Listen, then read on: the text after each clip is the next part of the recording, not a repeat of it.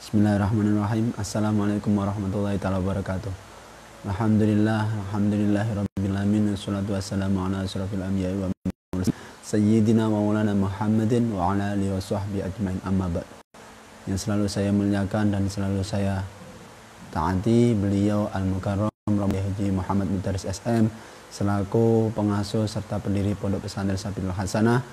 Semoga beliau selalu diberikan kesehatan jasmani dan rohani dan diberikan panjang umur serta diberikan keberkahan dalam umur beliau. Amin ya rabbal alamin.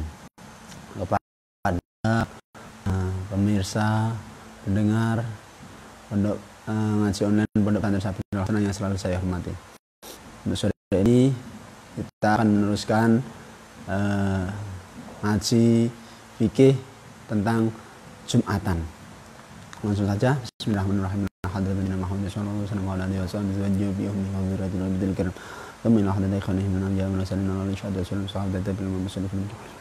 Khuzana syabda qadil lil makhuzuna.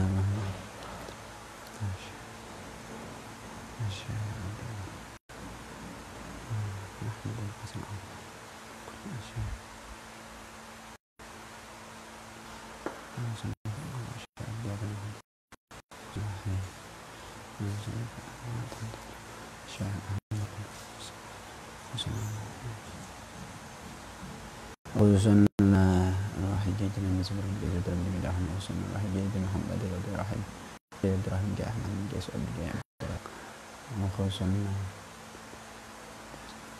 hadat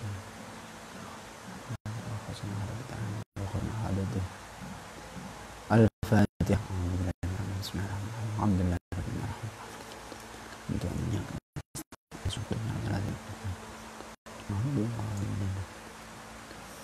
Rabbi shrah li sadri wa yassir li amri wahlul 'uqdatam min lisani yafqahu qawli. Rabbi zidni ilma warzuqni fahma. Amin ya rabbal alamin. Qala musannifu rahimakumullah wa nafa'ana bihi wa bi ulumi fid dharain. Amin. Bismillahirrahmanirrahim. Wa faraiduha. Adapun beberapa kefarduannya Jumat atau kewajiban Jumatan. Wa minhum, dan itu sebagian dari ulama, man, adapun orang abbaro yang menganggap yang mengibaratkan siapa man anha dari faraid bisyuruti dengan lafaz syurut. Itu salah satu ada 3. Jadi kewajiban dalam Jumat itu ada 3. Ada yang ini memakai, kalau di kitab ini takib ini bahasanya memakai faraid, tapi ada juga ulama yang memakai bahasa syurut, ay syurutuha. Ahadua, adapun salah satunya salasa, wasaniha, dan nomor 2-nya salasa. Itu khutbatani, 2 khutbah. Yakumu, yang berdiri. Siapa al-khotibu, orang yang khutbah atau khotib, fi di dalam khutbatain. Wa yajlisu, dan duduk siapa khotib huma di antara khutbatain. Jadi saat yang pertama dan kedua itu 2 khutbah, yang mana ini khotib melakukannya dengan cara berdiri dan menyela-nyelai di antara 2 khutbah tersebut dengan duduk. Jadi khutbah pertama berdiri, terus duduk, terus berdiri lagi. Jadi 2 yang disela-selain duduk. Mana khutbah tersebut dilakukan secara berdiri. Qala, berkata siapa al-mutawali, memutawali. Biqadri tuma'ninah, khutbahnya duduknya. Jadi duduknya tersebut biqadri tuma'ninati, dengan kadar tuma'ninah bainas sajdataini, di antara 2 sujud. Jadi menurut Imam Mutawali jelaskan bahwasanya duduknya tersebut dengan kadar tuma'ninah. Kalau lebih ya nggak apa-apa. Nah, kalau di sini ya kayak sholawatan itu di kadar sholawatan. Nah, nggak memutus, nggak, karena itu memang kaprahnya atau kebiasaan dalam khutbah itu memang disela-selai dengan baca sholawat, khotibnya duduk, setelah itu berdiri. Kalau mutawali ya kadar tomak nina. Walau ajaza, seumpama tidak mampu siapa khotib anil qiyami dari berdiri, wa khutbah dan khutbah sopo, wa khutbah dan khutbah siapa khotib qaidan halnya duduk au mutajian atau tidur miring, soha maka sah apa? Soha maka sah siapa apa khutbah itu khutbah dan umat khotib. Jadi yang tadi khutbah itu dilakukan dengan cara berdiri. Seumpama khotibnya atau orang yang khutbah tersebut tidak mampu untuk berdiri, mungkin karena di suatu tempat itu imam daerah itu sehingga mau tak mau waktu sholat, waktu khutbah Jumat dia nggak bisa berdiri, mungkin karena terlalu tua, karena nggak ada generasi penerus khotib tersebut, sehingga mau tidak mau dia yang akan maju. Nah, bagaimana berdiri mampu? Ya maka dilakukan secara khutbahnya secara duduk. Kalau duduk tidak mampu, ya tidur miring. Nah, karena dia mampunya khutbah miring, ya dilakukan. Bagaimana hukum khutbahnya? Tetap sah.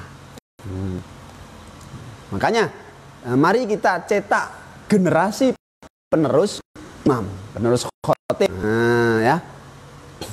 Kita cetak pemuda-pemuda kita di masa sekarang, kita cetak untuk meneruskan pejuangnya khotib. Nah, karena bagaimanapun keadaan, kalau khotib sudah nggak ada, apa yang akan terjadi kalau sampai tidak ada penerus? Nah, apa? Hancur nanti. Makanya kita cetak sebaik-baik mungkin.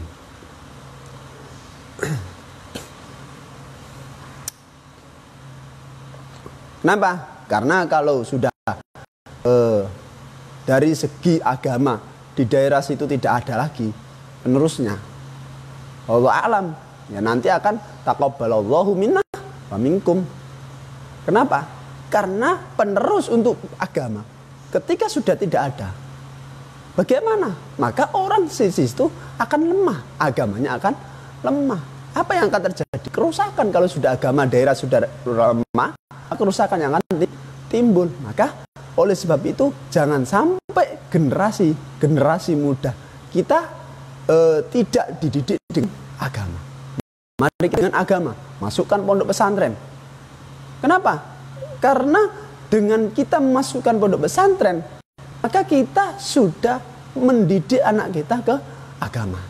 Nah, sehingga nanti di saat khotib atau si imam yang ada di daerah situ sakit, nggak bisa khutbah, maka mau tidak mau yang dari santai akan maju untuk mengganti khotib. Kalau dari daerah situ nggak ada yang tahu agama cuma satu, khotib sudah tua, sakit sekali. Nah, ada si khotib itu sakit pula. Nah, sakit juga, gimana? Nah, ya udah, mau nggak mau ya tetap terus. Inilah sangat kita sayangkan kalau sampai di daerah situ tidak ada penerus generasi muda yang akan meneruskan khotib. Ya mau nggak mau sholatnya khutbahnya dengan cara duduk atau dengan cara tidur miring. Gimana? Ya tetap sah. Tapi ya nggak lebih baik kita cari yang muda kalau ada. Kalau ada jangan. Apa? Karena nanti ketika khutbah itu batal, khutbah ya khotib itu nggak tahu tata cara khutbah, maka khutbahnya nggak sah. Ketika khutbah nggak sah, Jumatan nggak sah. Nah, ya. Wajaza dan boleh al-iqtida mengikuti bihi dengan khotib yang duduk tadi atau yang tidur miring, walau al-jahli meskipun tidak tahu, walau al-jahli meskipun tidak tahu kali dengan tingkahnya khotib, keadaannya khotib. Meskipun si makmum tidak tahu khotibnya mungkin khutbahnya dengan tidur miring atau apa, ya kita tetap sah. Mama yang khotibnya nggak berdiri, tidur miring, namanya sakit, tidur miring khutbahnya. Ini yang makmum dia yang di belakang, yang di depan lihat, tapi yang di belakang nggak ngelihat khotib. Bagaimana? Ya tetap sah, tetap Jumatannya sah.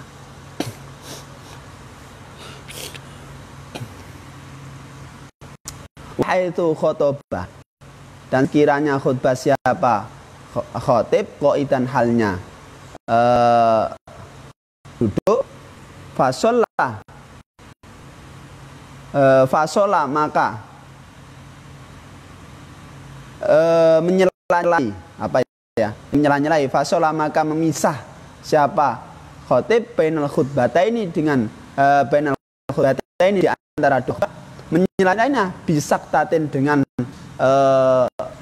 sakta, yaitu nafas ya sebentar, bisaktatin dengan sekiranya satu nafas sakta, ya intinya dengan diam, labit tijain, tidak dengan tiring.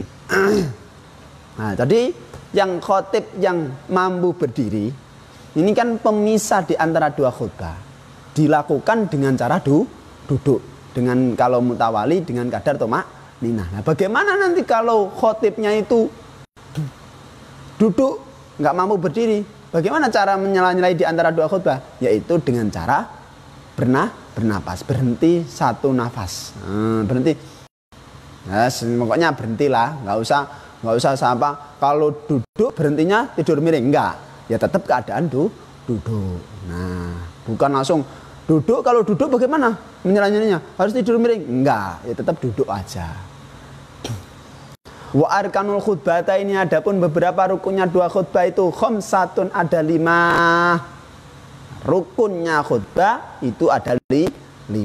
Penting ini bagi khotib harus mengetahui. Kalau khotib tidak tahu arkan ini, maka khutbahnya enggak sah, bahaya.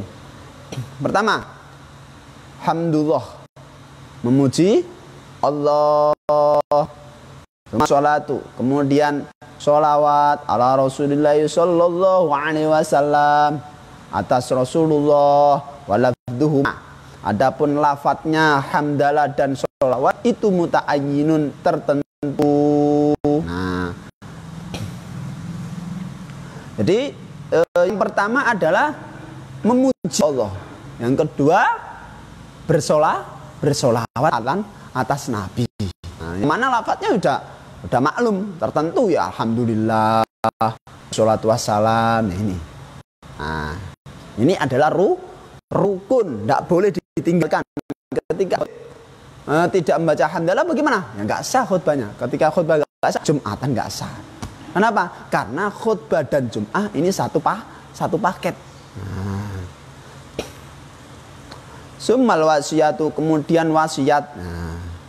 Summal wasiyatu, kemudian wasiat bitaqwa, dengan takwa. Walayanu, dan tidak tertentu apa lafduha, lafadznya wasiat as-sahih atas kaul sahih. Nah, setelah sholawat apa yang ketiga, yaitu berwasiat kepada diri sendiri dulu, kemudian kepada para jadi hadirin Jum'ah.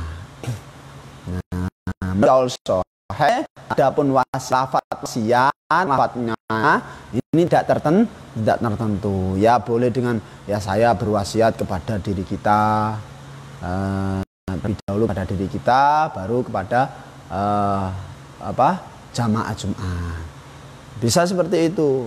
Atau pokoknya kita hidup ini harus takut kepada Allah, menjauhi larangan, mentaati perintahnya. Nah, ini juga dikatakan wasiat.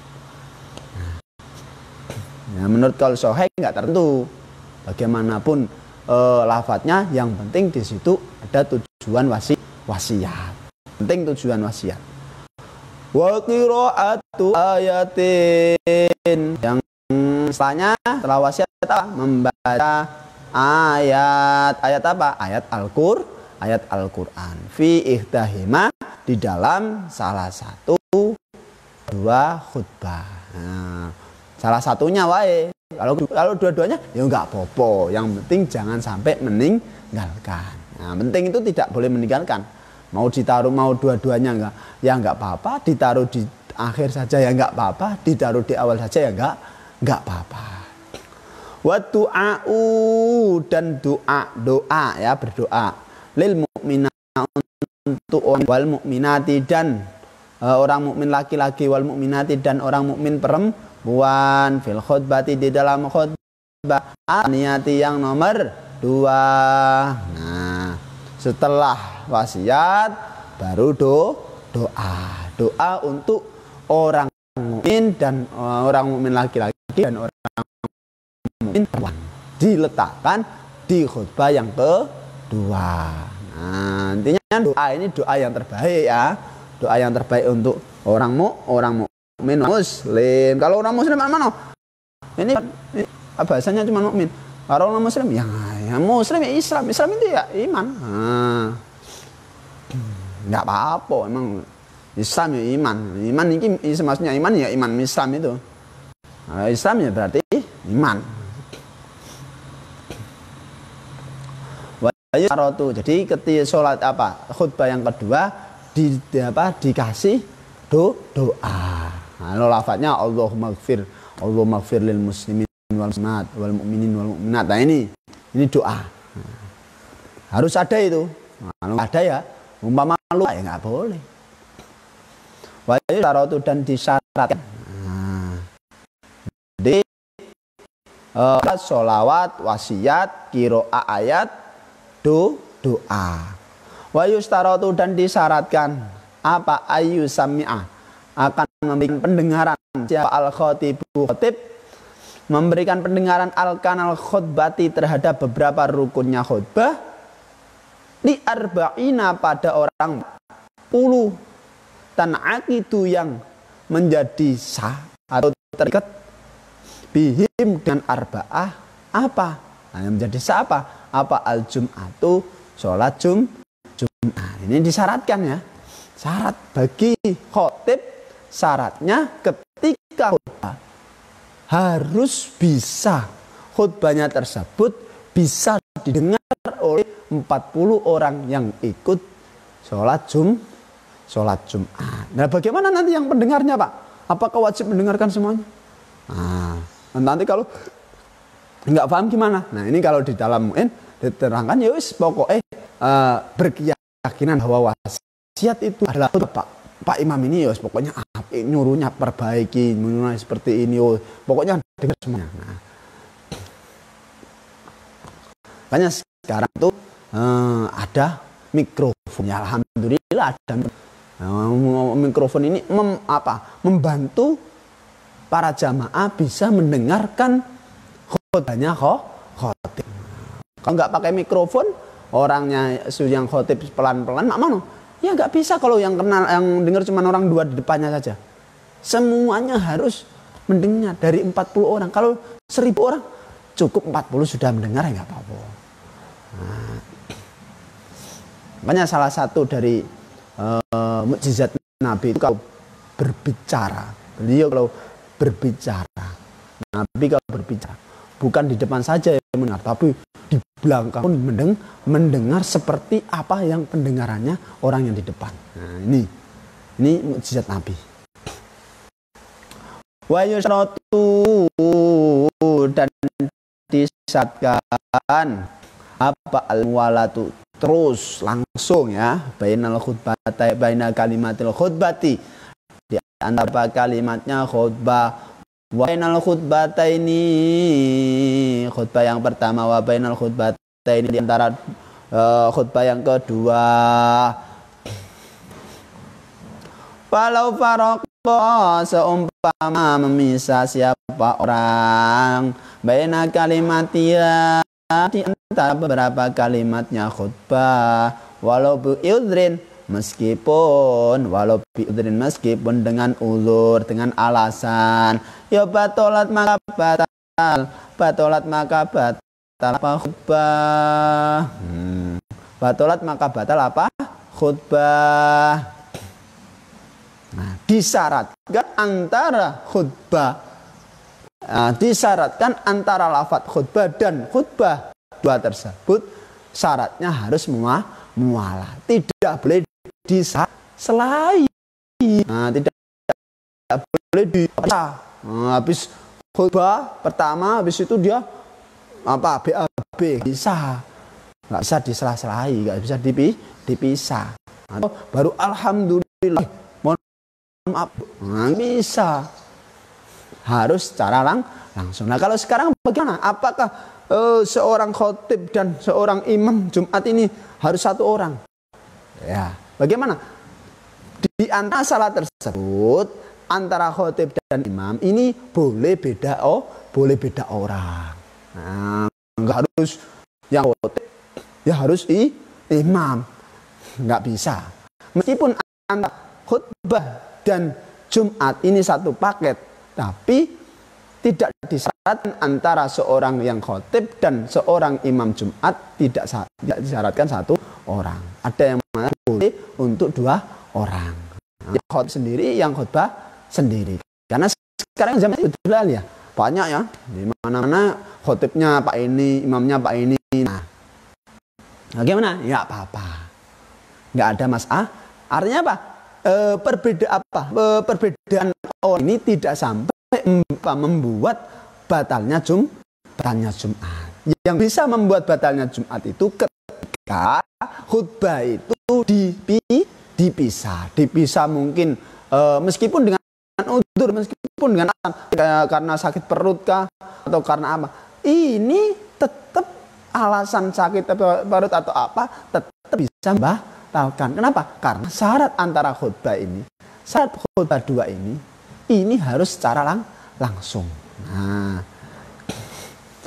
yustaratu dan disyaratkan fiha di dalam khutbah satrul aurati, menutup aurat, wa tuharatul hadatsy dan suci dari hadas, wal khobasi dan kotoran, suci-sucinya fisaubin di dalam pakaian, wa badanin dan tempat, wa badanin dan badan, wa makanin dan tempat. Nah, disyaratkan di dalam khutbah harus menutup aurat dan juga suci dari hadas maupun kotoran. Pokoknya suci, meliputi kesucian badan, kesucian pakaian, kesucian tempat, harus suci dan harus menutup aurat. Nah, nggak boleh khotib tapi bajunya sobek, nggak boleh, harus tertutup. Artinya apa? Menutup aurat. Ya menutup auratnya sholat itu apa? Nah sama, baik itu aurat sholat maupun aurat khutbah ya sama, nah, nggak ada bedanya. Watali itu adapun yang nomor tiga dari faraid min faraidil jum'ati, dari beberapa fardunya Jumat itu antusollia kan sholat seorang orang yang man Jumat bindomi awali dengan doma awalnya, susollia sholatnya rakaat ini dengan 2 rakaat fi jamaatin di dalam jamaah. Syarat yang nomor 3 atau fardu kewajiban yang nomor 3 yaitu sholat Jumat itu dilakukan sholat Jumat itu jumlahnya ada 2 rakaat, dilakukan secara berjamaah. Nah, nggak boleh nggak jamaah, nggak boleh, harus jamaah, berarti kalau di antara jamaah tersebut ada yang hilang satu, 40 orang, jamaah tersebut 40 orang, tapi waktu Allahu Akbar berarti hilang tinggal 39, ya nggak sah. Kenapa? Karena di sini 40 ini jamaah ini 2 rakaat itu harus dilakukan, diikuti oleh imam dan makmum. atau diikuti 40 orang itu. Nggak boleh 40 orang habis takbir lari BAB akhirnya nggak sholat Jumat. Ya tetap nggak sah satu jamaah itu. Artinya apa? 2 rakaat itu harus dilakukan secara semuanya. Tidak boleh habis takbiratul ihram atau habis rakaat pertama langsung pergi mufaraqah, nggak bisa. Atau gini, habis sholat apa? Sholat sebelum itu sholat pertama, rakaat pertama, habis itu rakaat pertama jumlahnya 3. Tapi yakin nanti ada rakaat kedua itu ada makmum 1 lagi. Jumlahnya ya tetap nggak boleh. Kenapa? Karena sholat Jumat itu jumlahnya harus 40 diikuti dari awal sampai akhir. Mana tadi? Tanak itu yang menjadi tanak itu yang terikat bi atau yang menjadi sabim dengan jamaah apa al-jum'atu Jumat wa yustaratu dan disyaratkan apa wuqwadhihi sholati apa ini apa terjadinya ini sholat dilakukan disyaratkan ba'dal khutbataini di dalam ba'dal khutbataini dalam setelah 2 khutbah. Nah, jadi sholat Jumat itu dilakukan setelah 2 khutbah. Nggak boleh dilakukan sebelum 2 khutbah, ya harus dilakukan setelah 2 khutbah.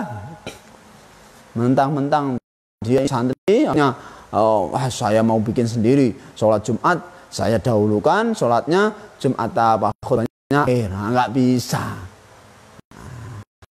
Harus diletakkan sholatnya diletakkan setelah khutbah. Bi khilafi sholatil Id, berbeda dengan sholat Idul Fitri dan Idul Adha. Fa inna maka sesungguhnya sholatul Id itu qoblal khutbah ini di dalam setelah itu qoblal khutbah ini di dalam setelah 2 khutbah. Beda loh. Sholat Idul Fitri atau Idul Fitri Idul Adha sholat dilakukan dulu baru khutbah. Nah, kalau Jumat enggak, khutbah dulu baru sholat. Nah, jadi ini ada perbedaan ya. Wa atuha adapun sunnah hayanya Jumat apa dan sudah dahulu apa mana hayati maknanya sholat maknanya sunnah hayat itu arba'u khisalin 4 beberapa tingkah. Nah, sunnah hayat sunnah yang dilakukan ya sunnah-sunnah yang dilakukan dikerjakan ini di hari Jumat itu ada 4 tingkah. Ada 4 itu 4 gak lebih ya 4. Adapun salah satunya arba'a itu al-ghuslul mandi, yaitu al-ghuslul mandi liman bagi orang yuridu yang berkeinginan siapa menghudura terhadap menghadiri Jumat min dzakarin dari seorang laki-laki unsa atau perempuan. Ron itu unzakarin unsakurin yang merdeka abdin atau budak mukimin yang bertempat tinggal musafirin atau musafir bepergian. Jadi sunnah hayanya yang pertama yaitu mandi. Mandi ini dilakukan bagi orang yang apa? Bagi orang yang berkeinginan untuk berkeinginan untuk menghadiri sholat Jumat, baik itu perempuan maupun apa laki-laki perempuan, budak maupun merdeka, mungkin musafir, tetap mendapatkan kesunahan. Kalau seperti budak nggak bisa dia mau Jumatan tapi nggak boleh sama bosnya, ya mandi dapatlah mandi Jumat, mandi Jumat dapat sunnah hari Jumat. bukan dapat. Jadi kalau sebelum Jumatan dapat sunnah sebelum Jumat dan sunnah hari Jumat. Ini banyak ini. Jadi ghusl mandi bagi orang yang ingin menindak atau melakukan sholat Jumat. Baik itu laki-laki maupun perempuan. Wa waktu ghusli adapun waktu mandinya Jumat itu min fajri dari fajar atsani yang nomor 2 yaitu fajar apa? Fajar shadiq.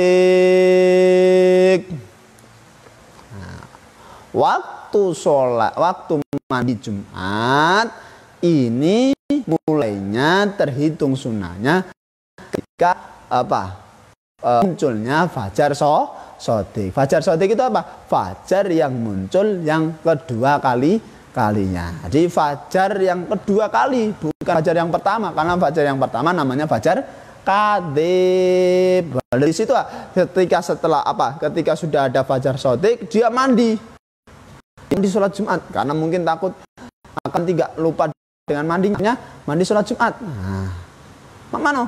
Tetap mendapatkan kesunahan.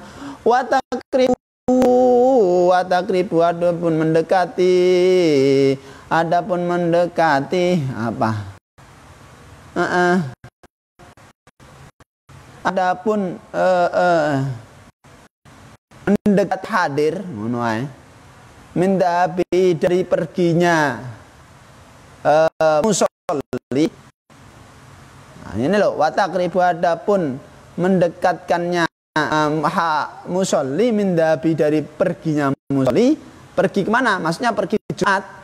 Itu afdolu lebih utama. Nah, kalau pengen dapat keutamaan sholat Jumat, keutamaan mandi sholat Jumat, yaitu mandinya diletakkan ketika dia mau pergi sholat. Jangan setelah fajar shadiq.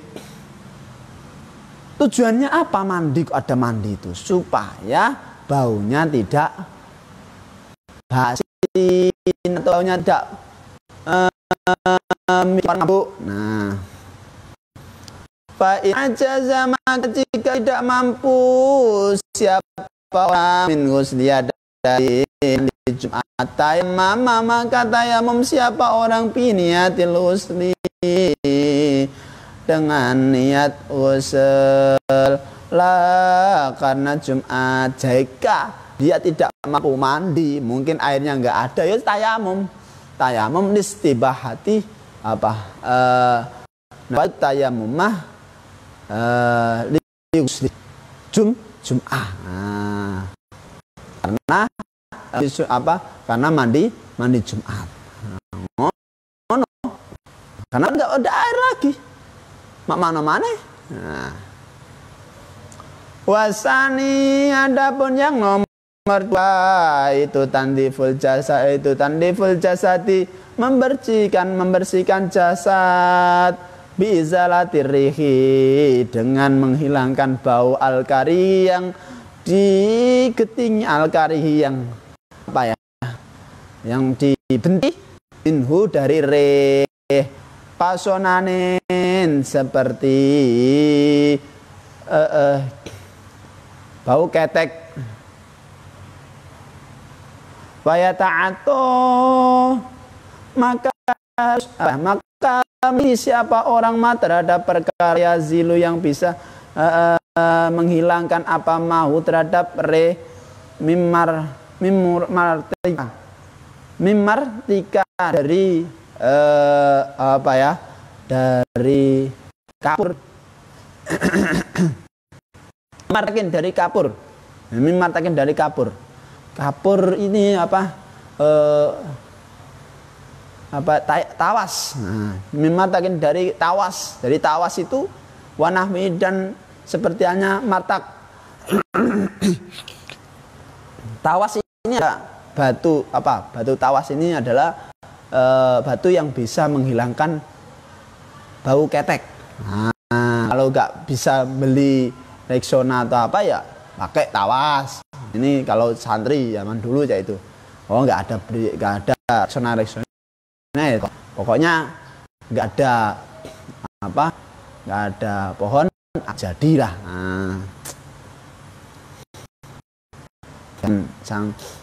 Jangan yang lain. Jadi pokoknya usahakan pakai pewangi, bisa membuat wangi badan, atau bisa usahakan dengan sesuatu yang bisa menghilangkan bau badan. Nah, pokoknya intinya bagaimana badan ini bisa baunya, bau ketek atau bau yang tidak disukai itu hilang. Nah, usahakan bagaimana. Nah, inilah sekarang sudah banyak. Kalau dulu pakai apa ini? Kalau di kitabnya pakai kapur atau tawas. Nah, sunnahnya yaitu membersihkan badan dari bau-bau yang tidak disukai.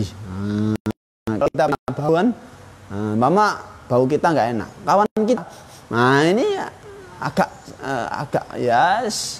ngempet, nahan, wah, mano mau pindah nggak ada tempat, nggak pindah tapi baunya seperti cak ini, nah itu terpaksa lah, akhirnya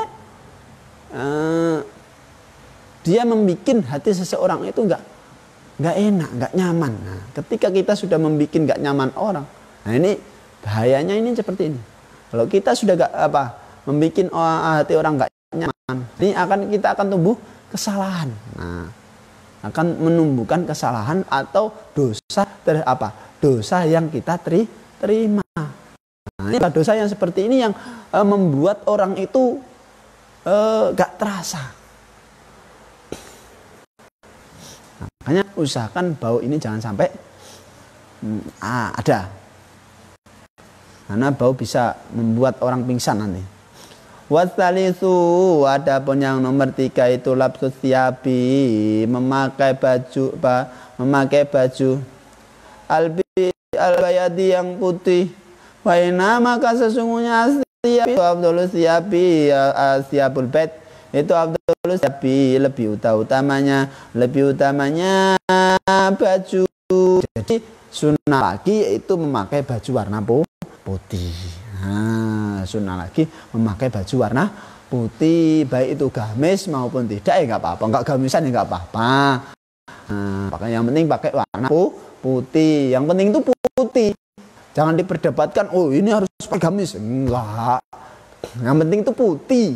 Nah, sekarang jangan diperdebatkan, oh kita harus ikut Rasul, harus pakai gamis. Nah, apa semuanya gamis itu milik Rasul. Nah, Abu Jahal juga gamisan, Abu Lahab juga gamisan. Bukan Rasul langsung kita klaim, kita harus mengikuti Rasul dengan cara bergamis. Nah, yang benar itu pakai baju pakai warna putih, baik itu baju maupun gamis. Nah, gamis ya apa-apa tambah apian, tambah bagus. Punya gamis ya pakai baju, yang penting warnanya putih. Jangan disalahkan nanti yang nggak gamis ya jangan disalahkan. Tapi yang nggak pakai gamis jangan menyalahkan yang pakai gamis, malah salah lagi. Yang penting itu warnanya putih. Jangan paham salah. Nanti kalau salah akhirnya pertentangan.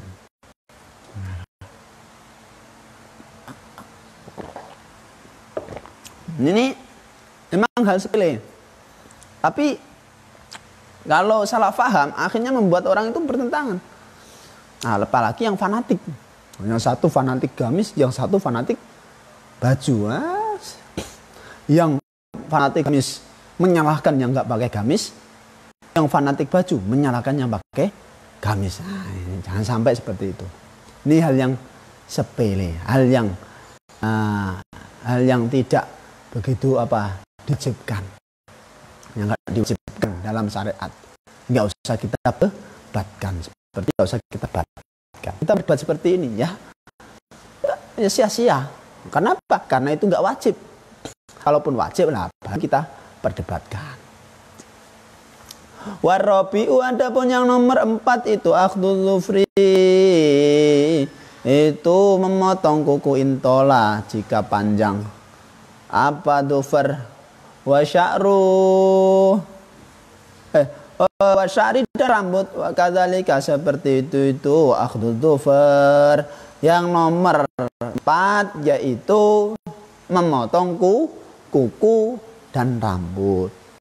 Memotong kuku dan rambut kalau panjang rambutnya, kalau kukunya panjang. Kalau kuku sudah habis dipotong-potong ya berarti bagaimana Pak?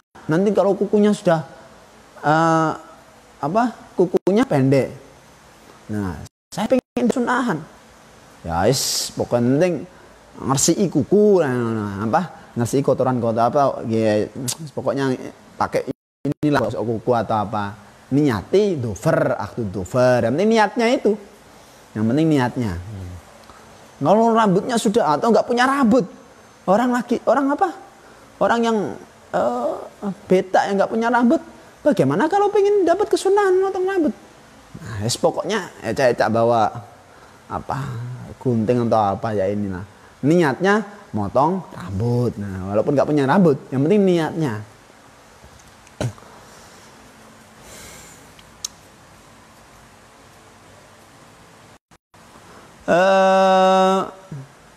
Fayantifu maka mencabuti siapa orang tahu terhadap bulu keteknya orang, wayakusu dan memotong siapa orang syaribau terhadap kumisnya orang, wayahliku dan mencukur siapa orang anatahu terhadap bulu kemaluannya orang. Nah, jadi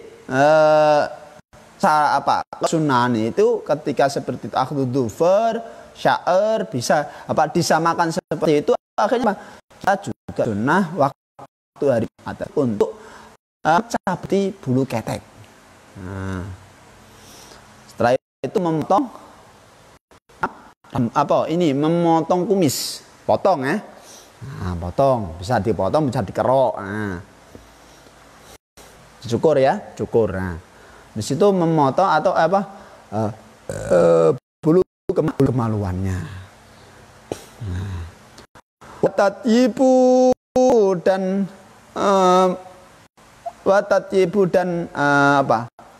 memakai wangi-wangi, bau harum. Watatibu dan memakai bau harum bi ahsanima dengan lebih bagusnya perkara wujida yang ditemukan dari tatyib, pemakai bau yang harum ya. Sunnah lagi pakai bau harum, pakai wangi-wangi lah, pakai wangi yang kalau bisa ya minyak yang oles itulah.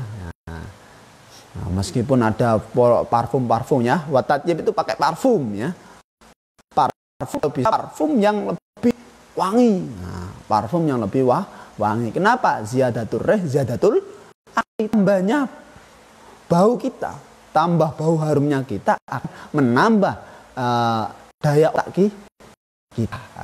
Jangan sampai kita bau busuk terus ya, jangan. Usahakan kita pakai pewangi. Nah, kalau kita wangi-wangi banyak orang yang suka. Nah, apalagi yang bujang-bujang pakai wangi-wangi, banyak cewek yang nempel nanti. Nah, sampai di sini saja. Wallahu a'lam bishawab. Semoga kita bisa mengambil ilmu tadi sehingga kita bisa memperbaiki sholat kita, sholat sehari-hari kita. Dari kami akan wabillahi taufiq wal hidayah wa ridha wal inayah. Wassalamualaikum warahmatullahi taala wabarakatuh.